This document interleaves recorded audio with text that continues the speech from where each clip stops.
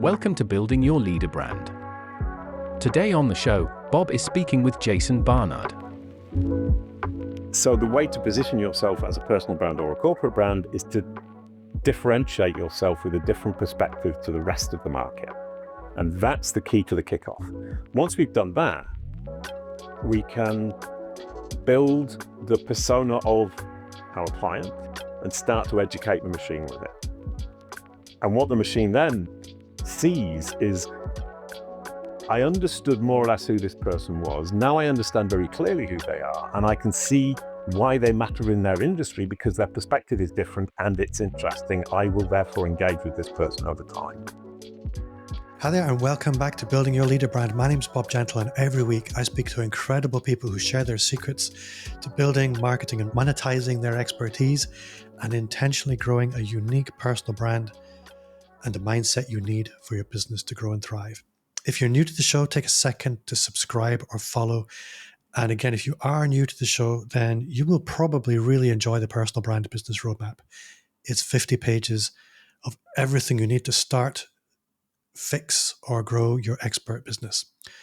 100% free as a link, as a gift from me. I'm not doing that well today, Jason. I'm going to skip the rest of the blurb. If you do want that Personal Brand Business Roadmap, it's in the show notes. Just go and click it. Jason, welcome to the show.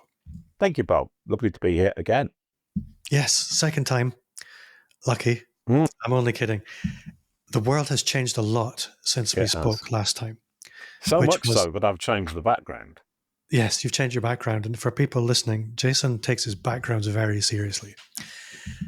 The last time we had you on the show, we were talking about Google search and particularly knowledge panels, which for people with a really strong online presence, a knowledge panel is really the pinnacle of credibility. And I've been using these with clients to just kind of demonstrate what we're talking about. I will Google The Rock, Dwayne Johnson, just to show them the difference between what happens when you Google Bob Gentle and what happens when you Google somebody really high profile. Or somebody who's really worked on it. So if you Google my name and then The Rock, I don't look that far behind The Rock in terms of credibility and famousness. Yeah. So that used to be the pinnacle. And then obviously AI and AI search has really come from being something quite niche to being front and center. And this is really what we're going to speak about today. But for the listener who's meeting you for the first time, can you maybe just tell us a little bit about who you are, what you do, where you come from, all the rest of it, the goods? Yeah, I'm Jason Barnard, and CaliQ, my company, helps corporations and people with their brand in Google, ChatGPT, and other AI.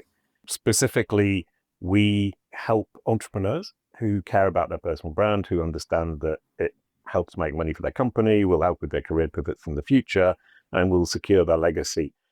And for the rest of the world, we give our systems away for free. So just like with Bob, you can download the free guide, calicube.com, KALICUBE.com/guides, and do it yourself, because managing your personal brand or your corporate brand in Google, ChatGPT, and other AI, for me, is an existential problem that any business, every business needs to pay attention to and take care of. And it's a right. And the system to actually manage it is really simple. So we've got a 60-page guide. You can actually just read the first few pages and you get a good idea of the philosophy and the approach and the strategy. But reading the 60-page guide will give you the step-by-step process to actually manage this yourself. And it is really detailed. Yeah, and it's very powerful. And you said the knowledge panel is the pinnacle. I mean, the knowledge panel is still a great KPI. If you've got a knowledge panel, Google understands who you are and believes you to be credible. And that means that ChatGPT, Perplexity, and Copilot, and Apple, and Meta almost certainly do too, or will soon, because they all use the same data source and they all use the same technologies. So if you can build for Google, you can build for the rest of them, and you don't need multiple strategies, which is something I often hear. Which strategy do you have for ChatGPT? Which strategy for Meta? You shouldn't have a different strategy. They're all using the same technology, and they're all using the same data source, which is your digital footprint on the web. And when you think about that, you realize that it's your responsibility to organize that digital footprint so they can understand who you are, what you do, who you serve, and why you matter. I think what's really interesting about this is there is a giant mega industry geared up towards supporting particularly larger companies show up in Google search. And Google search is rapidly becoming irrelevant.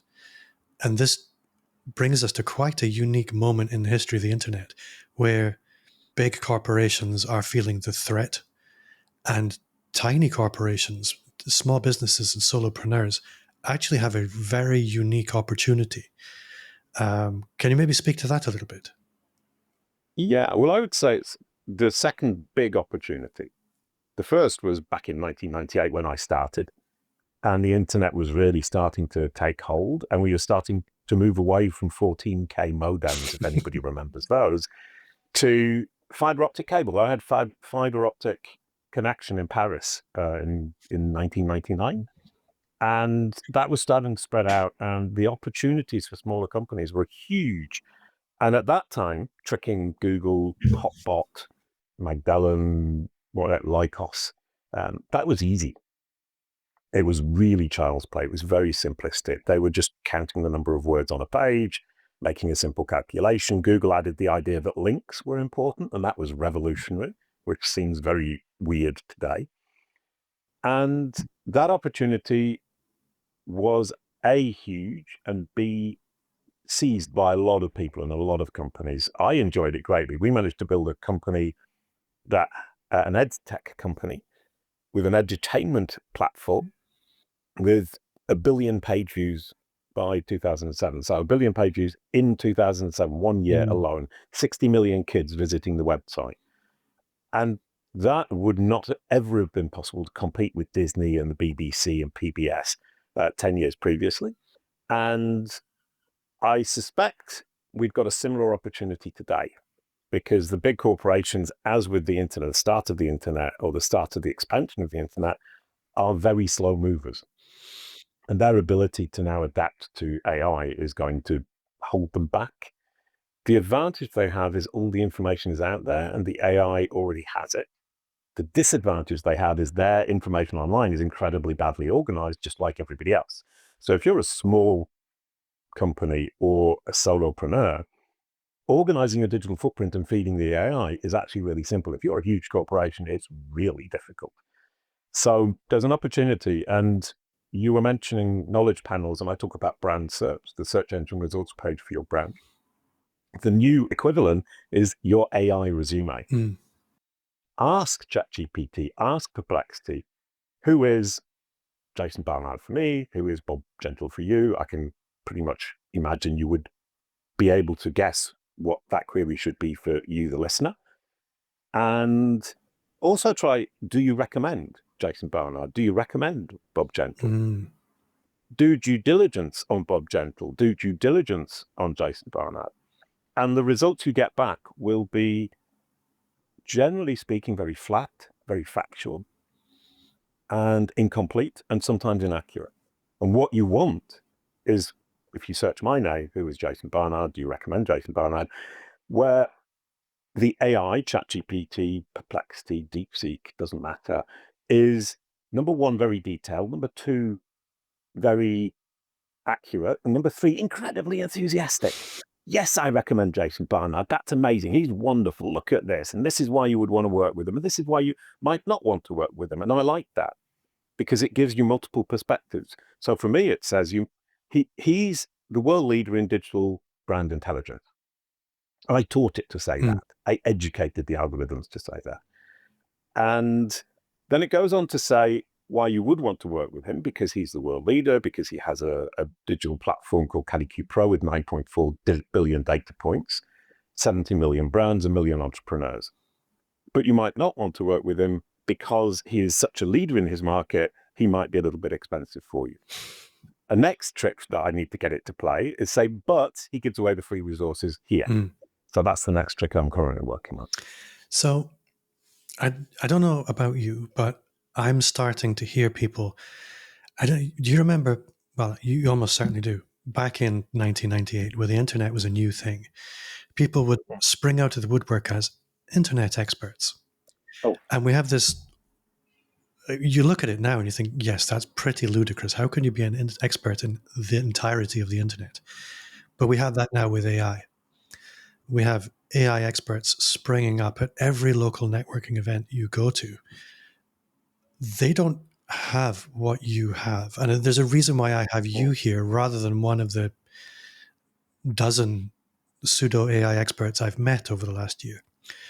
What should people look out for when somebody's presenting themselves as an AI expert, and particularly in respect to AI search? Well, anybody who says they're tracking keywords doesn't know what they're talking about, because keywords in Google is something you could track because people would type in a search and then you would see the results, and you could track it on SEMrush or Ahrefs or another platform like that. With AI, people are having private conversations with the AI. So you have no idea what they're asking and how the conversation goes. So you have a couple of problems. You don't know where they start off from, because all of us search or research differently. So with keywords, it was 2 or 3 words. Now we're looking at an average of 7. So you don't know what those 7 words are. But even if you can guess what the 7 words are, this is top of the funnel. You have no idea if the machine's, what we call, got you top of algorithmic mind. Does it associate you with that particular top of funnel moment? But then, as the conversation evolves, there are an infinite number of possibilities of where that might go. So all you can realistically do is track branded terms at the bottom of the funnel. So your name plus your niche, your name plus recommend, your name plus what do you think about, human interactions with the machine, and potentially also who is the leading expert in X industry in Y location. And then see if you come up on the best of list. That would indicate that the machine understands who you are, what you do, who you serve, and that you're a credible solution. So the idea of tracking is a really quick way to see if somebody, it's not necessarily they know or don't know what they're talking about, but they're not being entirely honest if they do know what they're talking about. And another point would be if they've just suddenly appeared and don't have a history. And if they don't have a history in brand, they don't have a history in knowledge, algorithmic knowledge, then they're making up as they go along, generally speaking. And obviously, I come back from 10 years. In fact, I started working on my own personal brand in 2012, sorry. And then in 2015, I created Calicube. In 2015, Calicube was focused only on brand. And I coined the term brand authority. I started working on your brand reputation in Google in 2015. And I've built up this data set of 9.4 billion data points over 10 years. So I've been looking at brand in search, then I've been looking at brand in the knowledge graph, which is Google's machine readable encyclopedia, like Wikipedia, but 10,000 times bigger. So whereas Wikipedia has 6 million people and companies and things in it, Google's knowledge graph has 54 billion. And now onto AI, which is a natural progression. As I said, all of these technologies, Google, Meta, Apple, Amazon, ChatGPT, Perplexity, Microsoft Copilot, DeepSeek, all use the same technologies and also use the same data set, which is your digital footprint on the web. And I'll point out something else. Be very careful. I saw it the other day on LinkedIn, so I'll come back a step. Somebody said, look at this. I'm a super expert. If you search for the leader in X industry in Y location, my client comes up first. Brilliant. Everybody on LinkedIn went mad. But if you search for anything that isn't exactly that phrase, their client is absolutely nowhere. So search around the terms that people are giving you to prove how good they are. The best, the top, the leading. So be aware that people are giving you very specific queries that give the result they want, and they build pages specifically for that. So we're back to 1998, where you could trick Google and Hotbot and Lycos. You can trick the AI today, but be very, very aware that you won't be able to trick it in a year's time. So this window of trickery is closing very fast. So depth is a very good investment. Yeah, and being able to get yourself onto a list of whatever, the leading expert in X industry and Y location is pretty easy today. There's a strategy called listicles, which is basically to list yourself as the top on your own website. And the AI is currently not able to fully understand that that source is completely biased. Give it a year, absolutely no problem, and you will disappear and never be seen again. You need to build your brand and you need to build understanding. And that's what we do at Kalicube. And we've been doing it for Google. And what I love, now the question is, was I lucky or am I smart? Is it works exactly the same for AI. That our same system, the Kalicube process, works exactly the same now as it did 10 years ago. As you were speaking, I was just imagining the Google search algorithm never got personally offended when you tried to trick it. I don't see that remaining the case with AI. I think you may find if it catches you trying to trick it, it will come It down pretty sulks. hard on you quite personally. Well, there were a couple of things there, actually. I mean, that's a really good point. Number one is Google's algorithms didn't get offended, but Google employees did and would click a button and punish you.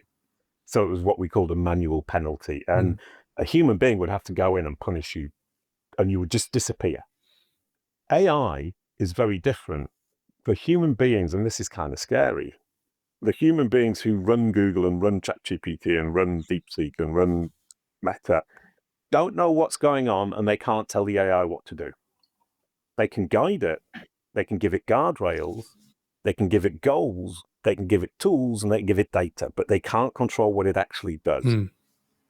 So if the machine likes you, your quid's in. If the machine doesn't like you, your quid's out. So in a moment, I think I might quote myself from that. Yes, you absolutely should. I'll clip it for you. Thank you, Bob.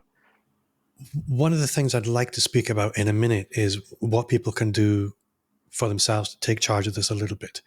But I want to come to that in a moment. What I do want to focus on next is I often describe you as reassuringly expensive, or I like that. or the Rolex of online reputation management. Who is your ideal customer, and what is the experience of working with Kalicube for those people for whom it is appropriate? Yeah, thank you for the question. The ideal customer is an entrepreneur with a company that's making $5 million or more, whose personal brand is important to the business, so it would generally be B2B, who knows that their personal brand drives business for the company because people do business with people. And in B2B especially, that's true. If they also understand that at some point they're going to pivot their career, having control of your brand narrative in Google, ChatGPT, Meta, Perplexity makes it much easier to pivot and much faster. And when you retire or when you die, your legacy will be defined by AI. And those three things for me personally are very important. My personal brand drives 80% of our business at Kalicube today. I know at some point I will pivot, or I've pivoted in the past as well, but I like to pivot. I like to change my identity over time. It's interesting and it's fun. And also my mindset evolves. 10 years ago, I was a digital marketer. 10 years before that, I was a voice of a cartoon blue dog.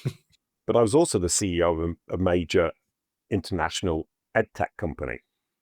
And tomorrow, today, I'm an entrepreneur in Google's mind and in the AI's mind.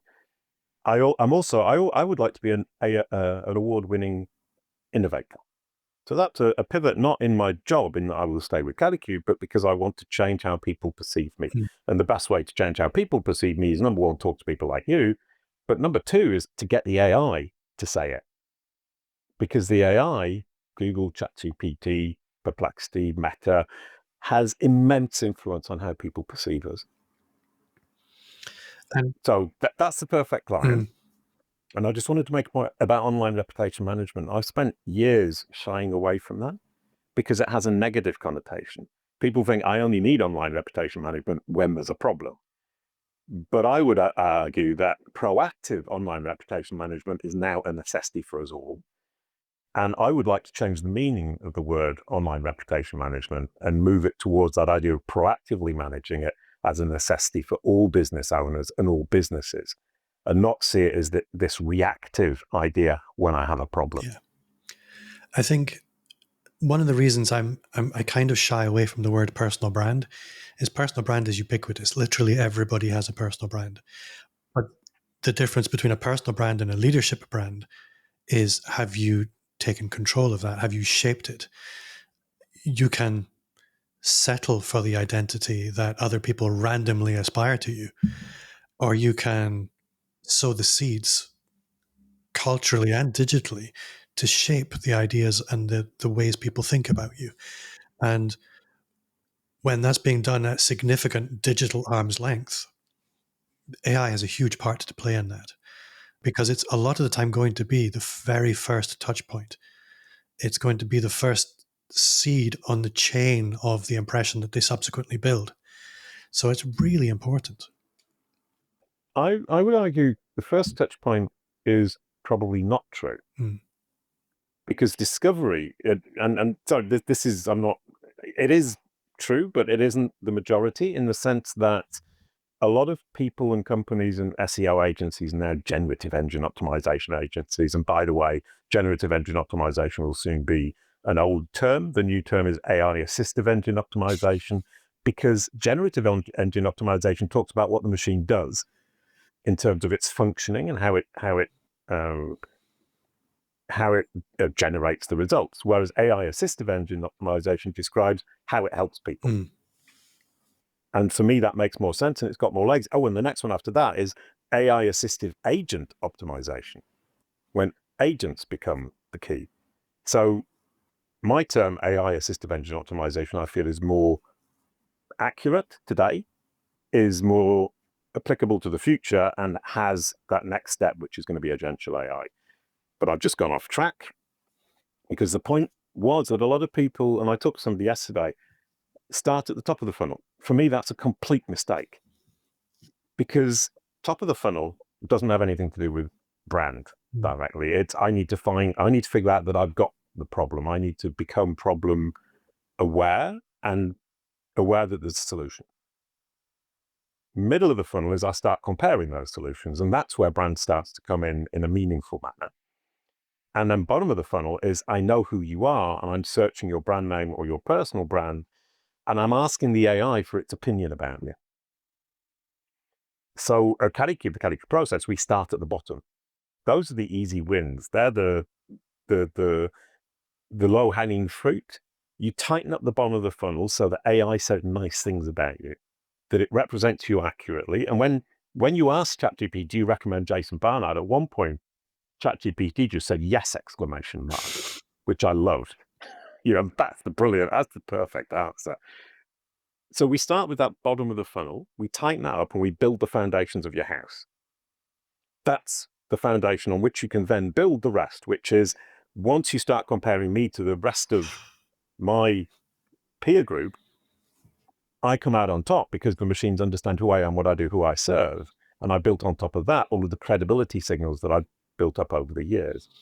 When I get to the top of the funnel, it's very difficult to get the AI to say a brand name at the top of the funnel. What you can do is build your brand so much into the brain's thought process that as it brings the person down the funnel, which is what the conversation does, and Fabrice Cannell from Bing pointed this out to me a couple of years ago, the Bing Microsoft Copilot is simply rebuilding the funnel. And they keep the person in the funnel. So the person starts with a problem, they move down the funnel, then move on to comparison, then move down to, when push comes to shove, who do I choose? And then the AI says, choose Jason Barnard, choose Bob Gentle, here's the link. That's called the perfect click. So you don't get the click all the way down the funnel, you get it at the bottom of the funnel, and it's the perfect click where somebody converts. So I would argue that the most important people searching your name or your brand name, or coming into contact, with your brand name or personal name on AI, are the people who already know you. Yeah. And the others are quite a long way in the distance, in the sense that you can't build the top of the funnel into the machine's brain until you've built the bottom of the funnel, your brand name, and the middle of the funnel, the comparison between you and your peers. I absolutely get that. You really need to seed this powerful magnet at the bottom of the funnel for the AI to... Oh, I like that. Yeah, you can have it. No, you're full of that. I'm writing that down as well, because I wrote down, what was it? Leadership brand. So I'm writing my things to do today, quote Bob. So it's day one working with Calicube. I've come in the door. We've had our conversation about money. We've put that aside. I'm rubbing my hands and saying, okay, Jason, what next? What does the Calicube process look like? And then we'll, obviously not in great detail, we'll come to what listeners can do for themselves in a minute. But how do you operate with clients? Well, they come on board, and clients really want to do a lot at the beginning. So they're really keen, and they send an email immediately saying, what's going to happen? What happens? And then you send them an email and say, we're going to get everything sorted out. And then on Wednesday, we will send you an email to tell you exactly what's going to happen. And on Tuesday, they say, where's my email? Where's my email?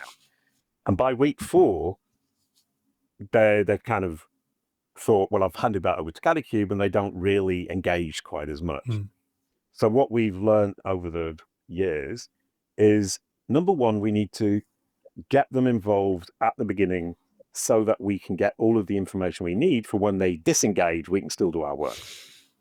So the immediate onboarding is actually, let's define who you are, what you do, who you serve, what your angle of approach is for your industry that differentiates you.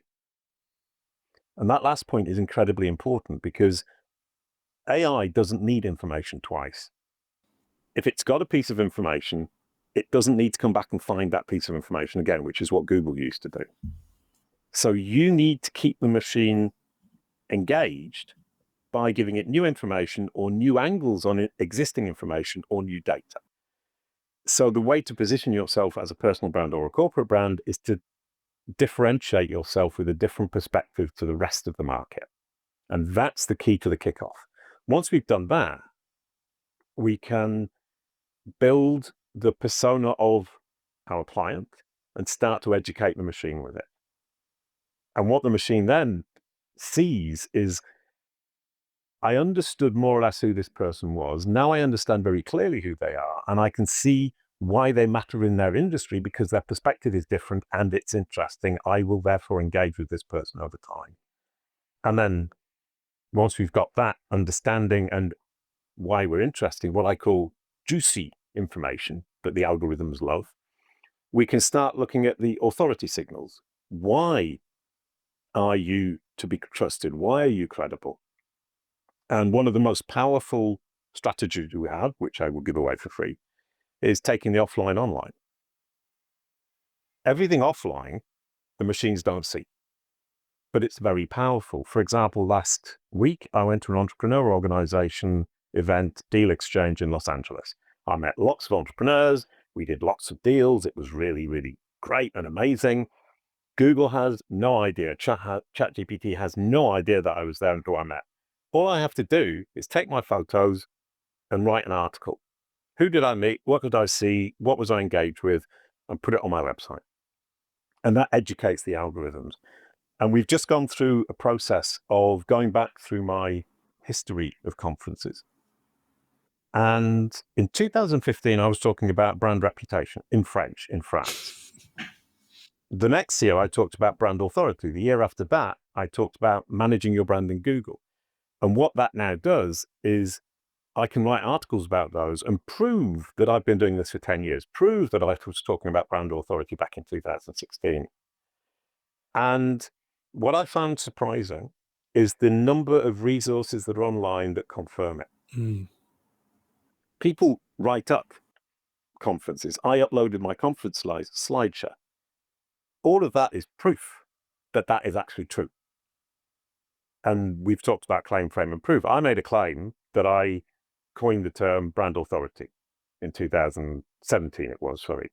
Then I can frame that, say, well, that means that I'm incredibly relevant today and I know what I'm talking about, which makes me very valuable to my client base. Then I can prove it by the fact that I did this conference in France and people wrote up articles where I was mentioned talking about brand authority. And that's hugely powerful, because it's a logical argument that machines can follow. So remember that machines are logical, and if you can make that logical argument and you can claim, frame, and prove, you win the game. After 4 weeks, the clients kind of step back and often don't engage as much because they feel that we've got a handle on it, which we have. If we get that initial claim, frame, then we can work on the proof. So the initial interview is all about claiming and framing. We say, okay, what's your claim and how are we going to frame this for you? And what we found with clients is they come out of that initial interview saying, oh, wow, I know exactly what's important now. I know exactly what in my past isn't so important, but can serve my present. And it's so powerful. And what then happens is we build them a website. We install Kali Nexus, which is our tech layer, which is AI optimizing for AI, all of the content on the website. Mm. And we can then build out that website for the claim frame proof. And we can build out the website for what we call understandability, credibility, deliverability, which is understandability. Do they understand who you are, what you do, and who you serve? Bottom of the funnel, brand searches, whether or not you're credible. Middle of the funnel, comparison to peers. Top of the funnel, do they have the content to deliver you? And do you have the ability with the magnet at the bottom of the funnel, with the foundations, let's say, we can call it a magnet or foundations, with the credibility built on top, that the machine will be thinking about you as soon as your favorite niche topic is mentioned? Are you top of algorithmic mind at the moment that the user or the engine mentions the topic? Because don't forget, search was all user-driven. This is now both user and machine-driven. So the machine can mention proactively a topic. Somebody can say, somebody published a horrible article about me. And the machine can then reply, oh, you need online reputation management from CaliCube. Mm. So what I call brand trigger phrases rather than keywords, because the brand trigger phrase can come from the person or from the machine. The machine can introduce you to the conversation, which is where discovery comes in, which is the first touch. Or the person can introduce you to the conversation, human-driven, which is going to be second, third, fourth, fifth touch because they already know who you are. So that concept of brand trigger phrases is very, very, very powerful. And it requires for an SEO a change of mindset. So that's another good hint for how do you see if somebody knows what they're talking about. If they don't understand that the machine introduces you to the conversation is the most powerful, it's very, very powerful, then they're still thinking in terms of keywords, which is search. It's not just human-driven anymore. It's human and machine-driven discovery. I think this is a good point to pivot into the second part of the conversation where I really want to focus on, and I'm pretty sure there are people at home jabbing their fingers on my face on their podcast player saying, why haven't you got to this more quickly? Things people can do for themselves. So if people are sitting at home, what are 3 things that they can start taking action on to do something about this? Like, bearing in mind, a lot of people listening are solopreneurs. They don't have big tech teams. Okay, well, I'll cheat. Cheating is fine. Thank you very much. So the 0 thing to do, so we're going to have a 0 index thing, which is a bit geeky, but the thing you do before the first thing is, if you don't have a website, build it. It doesn't have to be a big website. A homepage and an about page is all you need. So I'm going to pause and I'm going to say, I've been in business for 5 or 10 years and I have a website called acmecorporation.com. Mm. We're not talking about that necessarily, are we? No, I mean, if you're a solopreneur, you need a personal website that represents you as a person. You can also have a business website, and you can have both. And that's an important distinction that I messed up with a few years ago, is I didn't distinguish between myself and my business. It's 2 different things. You have an official business entity, and it might be called Bob Gentle Limited or Amplify Me Limited in your case. It doesn't matter if it shares your name. It's still a different entity. It's a corporation. But I'm talking about personal brand here. So if you don't have a website, create one. Don't invest in an agency to do it. There are lots of one-click solutions where you can build a really simple website. And it looks pretty good. AI builds websites for you. You don't need the corporation to build it for you. You can do it yourself. And you only need 2 pages, homepage, about page. If you already have a website, you've already got those. So that was why it's 0.0 before we start on the real things to do. First thing to do is take your about page and write in a very clear manner who you are, what you do, who you serve, and why you're credible. You start with the most important information at the top: who you are today, who you serve today, why you're relevant today. and you go backwards in time. And you use the backwards in time stuff to support why you're important today. So that's the claiming and the framing. So you need to frame your past to serve your present. Once you've done that, you go around all of your digital profiles, LinkedIn, YouTube, Medium, entrepreneur.com, anywhere you've written, anywhere there's a profile page that's just about you, and you update the text on those pages to correspond to the message at the top of your, what we call entity home, the about page on your website. Once you've done that and everything is consistent, you link from your entity home, the about page on your website, out to all of these resources, and if possible, back from those resources to your website, your about page on your entity home. And the links aren't there for link juice in the traditional Google manner. They're simply there to connect the dots for the machine. And if you do that, you've already pretty much mastered the understandability phase of the CaliQ process, which is the bottom of the funnel, the magnet you were talking about, where branded search, where people ask about you, the machine will be very clear, it will be very accurate, and it will repeat your story because it wants to repeat your version of the story as long as it's true. And what you've then done is also created for the machines a single point of reference where they will go for information about you, your website.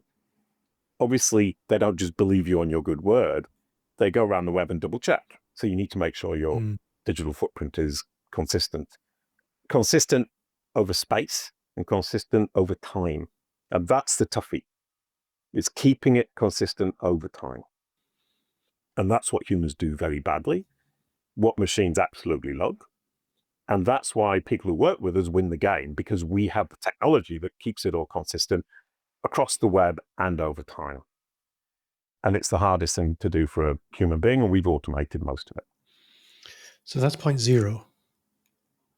No, that was points 1, 2, and 3, is build your entity home, make everything consistent, and link back. That was the 3. Sorry, You I didn't can give you include the 2 more if you numbers. want.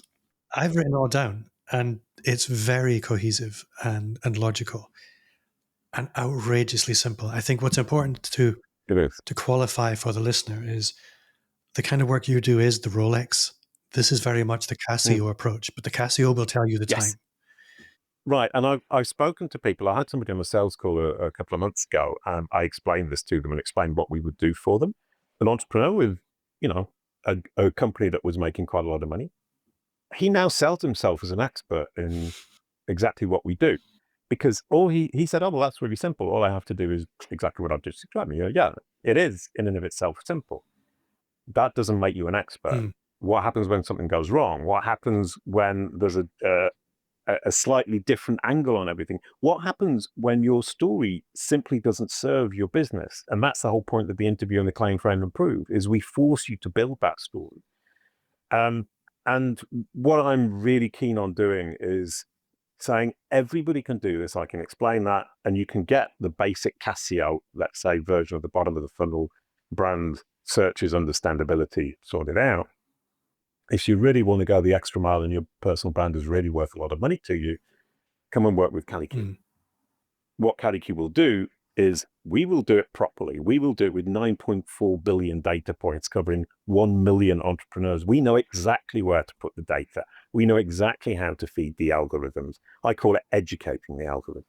Number 2 is we will save you time. What's the most precious thing you have? It's time. As an entrepreneur, spending your time on your business is much more valuable than spending your time on your personal brand. Number 3, and for me, this is the biggie, headspace. When I have headspace, I have great ideas. My business moves forwards in huge leaps. When I don't have headspace and I've got my head in the day-to-day code or the day-to-day running of the company, I don't have those big ideas, and the company crawls forward at a snail's pace. So what we offer at CaliQ is headspace, time, and doing it properly with the right data, feeding the machines and educating them effectively, efficiently.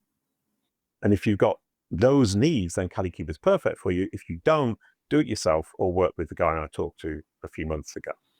And I mean, to finish that off, I've been having a really enjoyable time the last couple of weeks, and I'm surprised that I said enjoyable. I just caught myself saying enjoyable. Working on my business plan. I've always winged it. And then a year ago, I thought, actually, I've got to get a bit serious about this. I need to build a proper business. I need to be a proper CEO. And I had in the entrepreneur organization, in my forum, where entrepreneurs get together and give each other advice and support each other. So we don't give each other advice, we support each other. I decided to give a presentation how Kalicube will scale to $10 million in revenue in 2030. It's a huge scaling.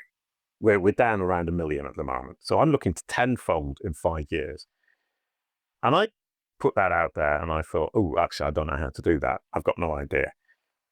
And I'm not sure if it's possible. It's just a number I threw out there and it's quite ambitious. And then I created an assistant, like an assistant GPT, but in Gemini. And I trained it and it took me about 6 hours. And after 6 hours, number one, I've got this amazing advisor, business advisor, that knows my business inside out, knows what I'm aiming to do, knows who works for me, knows what my aims are, knows what my products are, knows what level of automation we have, knows what level of automation we need, knows exactly how I intend to get to the 10 million, and help me to build that plan. And I look at the plan now, and I look at the numbers, and strangely, the numbers I have for next year suddenly seem quite small. I only need 37 clients, new clients next year. 37 new clients, and I'm on my way to $10 million in 2030. And 37 clients is absolutely doable. So I'm really pleased. Number one, because turns out 10 million is reasonable. And number two, I've got the best business advisor ever. You showed me this business advisor yesterday, and it's pretty wicked. I think what's really interesting listening to your modeling there, and this is an important lesson for anybody, that if you want to make more money, you need to solve more valuable problems. And you could compromise on supporting anybody, but the price would have to drop. You would not be able to deliver at the level you want to deliver. And subsequently, your ability to reach those goals would be tremendously diminished. So it's an important lesson for everybody to think, who do I serve? If you get to choose who you serve, be intentional about that, and it will drive success. And I think I love the way you've approached that. Well, we had a lot of conversations, disclaimer, Bob's been coaching me for the last year and absolutely brilliant. He has been too. Well, I would never have said. Well, I would. And you've talked to me about the Rolex versus the Casio, and in the airport walking through, some people in the duty-free go straight to the Rolex, some people go straight to the Casio. I want the people who go straight to the Rolex, and I need to maintain that pricing and that value. And the value is to an entrepreneur who values their time, values their headspace, and values a job done properly.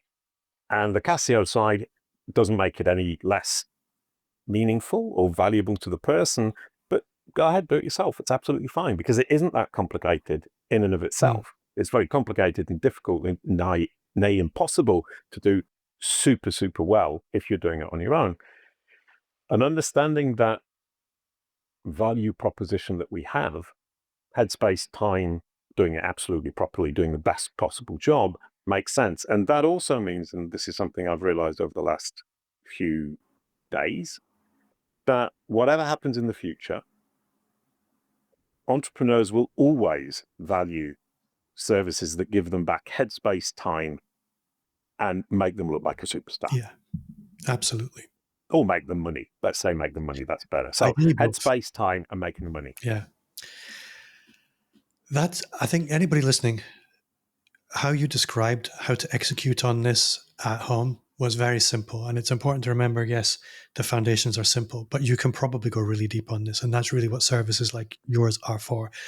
But that you can do the fundamentals of this for yourself if you have the time and you're happy to use it. And if that's you, where can they get your guide specifically on how to do this? Kalicube.com, KALICUBE.com/guides. And there are actually 7 guides, so take your pick, but there's one for personal branding, the Kalicube process. One is corporate branding, the Kalicube process. Those are the 2 main ones. But that, as you said, the idea of doing the understandability, the foundation is relatively simple. Where people are likely to get stuck is on the next stage up. How do you educate a machine that you are more credible, trustworthy, and authoritative than your peers? That's the sticky point. That's where potentially you would come to us, and we're happy to help. And I'm seeing this as money in the bank for clients at the moment, because Mm. more and more often people are coming to me saying, I got a new client. They found me on AI. This is completely new, and it's just at the beginning. It's just at the beginning, and that's kind of interesting. Is the clients who sign up with us immediately say, I can see that I'm spending thousands of dollars with you, but if I get 2 clients in a year, those $20,000 are completely paid off. And getting 2 clients from the year, but in the year through ChatGPT, Perplexity, Meta, Apple, Copilot, for most people, it's going to be a no-brainer. So you can imagine that these engines will introduce you to new people. They're having trillions of conversations with billions of people who trust them, absolutely trust them, to find the solution to their problem. And if those machines are recommending you and you get the perfect click, that conversion is really easy. At which point, expecting to get, depending on your business, 3, 4, 5, 12, 20, 50 clients in a year through these platforms in the coming years is absolutely reasonable. Then you just need to make the calculation. Is that additional revenue going to cover the cost of working with Calicube? And the fact that Calicube is taking my headspace, giving me back my headspace, giving me back my time, is that going to be valuable for my business to drive other resources, other ways of making money, other ways of growing my business? And if it is, you're winning on both fronts. And that's absolutely brilliant. And as a CEO entrepreneur myself, I can now 100% say I would pay for Calicube services because I understand the value of my time, because I understand the value of having a clear head, because I understand the value of having a job well done, and because I know it makes money for my company, both directly through ChatGPT, Perplexity, Google, so on and so forth, but also because it frees up my time to do more useful things. I think that's a wonderful place for us to wrap things up. That does bring us to the end of another episode. Thank you at home for listening. If you have enjoyed this show, then I would gently encourage you to leave a 5-star review, 5-star review, wherever you listen to podcasts. And I had a look the other day and people are doing this. It's awesome. If you're listening on Spotify, it would be the best if you could leave me a review on Spotify, because they're a bit weak. They make reviews complicated for people. So do jump in if you're a Spotify listener and help a guy out. If you did enjoy the show, you will love the Personal Brand Business Roadmap. 50 pages of everything you need to start, scale, or fix your expert business. Tap the link in the show notes or visit amplifyme.agency/roadmap. Thanks again, home, for listening. And Jason, thank you for your time. Thank you, Bob. I've written 3 things down that I need to do this afternoon. Thank you very much.